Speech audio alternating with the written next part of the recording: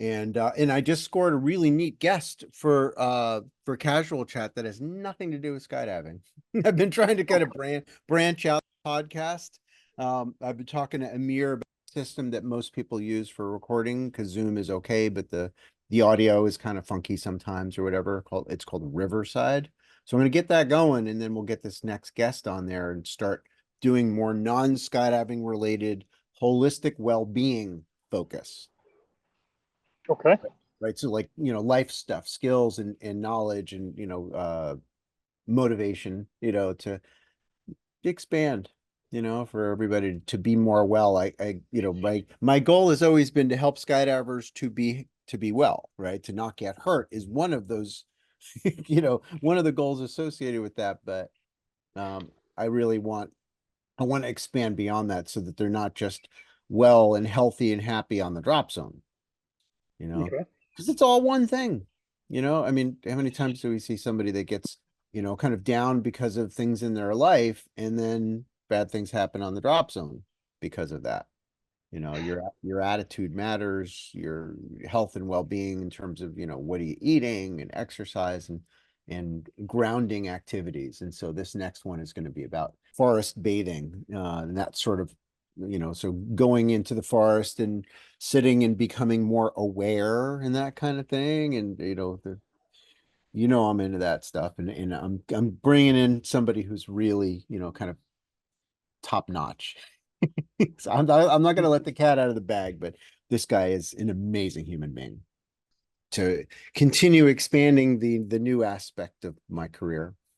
You know, People get like, how long have you been saying you're going to lead nature walks? It's like, yeah, a long time. I have been, doing it recreationally. And now it's like, let's do both. I'm not going to quit skydiving, of course, but what about the other stuff? What about that other part of myself that requires, a very special element? So, yeah, anyway, it's good. I think people underestimate how much good the mind and body it does to travel and be out in the woods. Totally. Um, I That's spend a little time doing this. Yeah. Yeah. Yeah, exactly. Yeah, I mean, when it's out of sight, it's out of mind. We get into the internet, or we get into sort of normal life, and we forget that that part of us only exists in the forest. Mhm. There's like a version of everybody where you're playing with stuff, you're looking underneath logs for worms or whatever it is, lifting up rocks in the stream, looking for crayfish, and suddenly this inner child comes out, that is not just exuberant, but peaceful. Like you say, it's there's a peace that only comes, into the human soul in when we're out there. Yeah, I mean, there's an interesting concept. I mean, my next guest that I'm not going to introduce too much yet, but um, his his uh, his observation is that humanity is evolving into basically three species. One is Homo sociopathicus, cut off from the heart, willing to murder, just hateful and judgmental, right? And to judge really is psychopathic, right? Because you're considering someone else less than yourself, less human, right? Dehumanizing. And then you have, I guess you could call it Homo technologicus, they're gonna want to put chips in their head. They're gonna want to like really become immersed in becoming a cyborg, right? And so that's one trip that some people are going to do. And then he's calling the other one Homo spiritualis, where the grounded connection, the way the Native Americans lived, and the way so many of our peoples around the world lived, in connection with nature in a spiritual way. And that's going to lead, of course, to, a better life, in my opinion, better food, better inner peace and all that other stuff. And it's a choice. So I like the idea. It helps me make sense of it, because if I think of everybody as all one thing, it gets me down, man. When I think, all right, I'm the only one that's saying get into the forest or something. Well, that's not true. There's a lot of people that get it, There's a lot of people that meditate all the time, that are really interested in good food and in good ideas and things like that, and are forward thinking, and kind of, love based in their cosmology. But I think it's pretty accurate that some people just don't want that. That's not what they desire. They want a chip in their head. They want robotic legs, or they want to live forever as a computer construct or something. And I think in many cases it's not people aren't one things, but it changes with stages in life and location Yep. Yeah, that's true too. Yep. Yeah, what you're and exposed to, opportunity. what's being nurtured. Yeah, nurtured. And a lot of people that just have never, had any experience that just blew them away and rocked their world in a way that motivated them to get their student hat on, to learn more about nature, for instance. Learn about the gardening process that results in you eating, you know, learning about the technologies that can actually be beneficial, but they're not necessarily electrical technologies. Water wheels and windmills, and there's so many neat things that my son Joshua calls it ooga booga tech. Like technology that is, sort of old school, but still very advanced. If you know how to create good soil, for instance, that's a technology. And if we just focus on the electrical stuff, you can't eat the internet. There's we don't live that way. So yeah, I guess part of it is if you're on a path of more of a homo spirituality, it's hard to say homo spiritualis, evolution path, then part of your job is to find more people like you, to spread the word to the people that just don't know about this way of living, where it's going to be more sharing and barter and stuff like that, and outside of the old constructs where people are rats in that wheel, running, trying to make more money and never getting there, never getting a sense of inner peace. And I think it is beautiful that at least with the skydivers, among other subgroups, that when we go out to the drop zone, we just take off that hat. We're here and now with our friends and communicating about something that's amazing. We're flying in the sky like angels. I mean, what's more spiritual than that? you know, it's pretty cool. And I love the idea of taking that energy and running, and make it not only about skydiving, that it's a different way to live, so that you can be truly happy.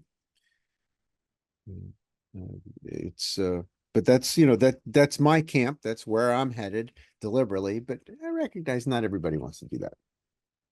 Some of them want to evolve into Terminator. Some of them want to just scream and be angry about politics and all that stuff, and that's okay. So it's their trip. When they realize that train track system runs out eventually, It's that there's it's where they're really, at. It's where they're at now. It yeah, doesn't mean that's where they're going to be in the end. It's yeah, where they are right this minute. totally. Yeah, you live in an angry reality. Eventually, you run out. You run out of energy. But that's okay. That's a learning too. If like somebody that's like, I work on Wall Street, I get up and I shout, buy, sell, and then I drive my Beamer home angrily. What is it about BMW owners that drive so angrily? Um, it's a thing, right? Um, Eventually, I really do believe that people will have this undying need for something else, and they don't know what it is. Because they're not getting the inner peace. They can't go to sleep. They're unhealthy. Sickness starts to come in because there's not enough shine. It's not a good enough life. And then they're like, maybe I'll buy a motorcycle and go travel around. Maybe I'll explore van life. Maybe I'll just get a backpack and just go hopping around the world, and see what's out there. That's a beautiful thing when people, it's got everyone call it cutting away. It's but it has to get bad enough for many people to want something different, to poke their head up above it and go, all right, this wasn't working. You know, I tried to be normal. And it turns out there isn't enough in normal for my soul to feel full. So, then I start asking bigger questions and climbing the second mountain. It's a great book called The Second Mountain. Now, I wish I could remember the author off the top of my head. I could probably look it up here, but first mountain is pride, prestige, and power. And we're sort of conditioned through our school systems, our culture to want those things, to hunger for them, out of fear that if we don't have that, we're the opposite. We're the power under side of the equation. And then comes this second mountain at some point. Maybe some middle-aged person has a heart attack. Maybe somebody has an awakening in some other fashion where they step out of that and go, all right, well, what would be a better set of priorities? A mission with meaning. So how would I serve the world with who I am? My skill set, my knowledge, my abilities. How can I help other people and help? Well, and often the first step has nothing to do with helping everybody else, but helping yourself and finding Mhm. your own way. Hungry farmer doesn't feed anybody. Yep.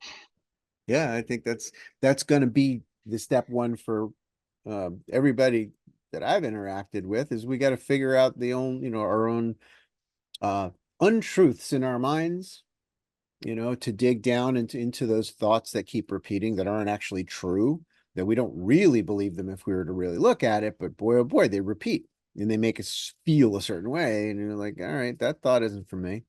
Where'd that come from? And then root it out, right? To me, that's the healing process. And as you go down that path, you go, well, what about my body? Can I eat better? Can I do things in terms of movement, yoga, dance, all kinds of exercise stuff that gets you back in your form, back in your body more and in a caring way, with that higher level of give a shit for everything you do, everything you consume, so to speak, physically and mentally. And that puts us in the vicinity of, all right, now I'm feeling better. Things are making more sense to me. I'm not living the insane path. And what else are you going to do but help other people once you're there? Once you start to feel better, there's nothing else in the house but service.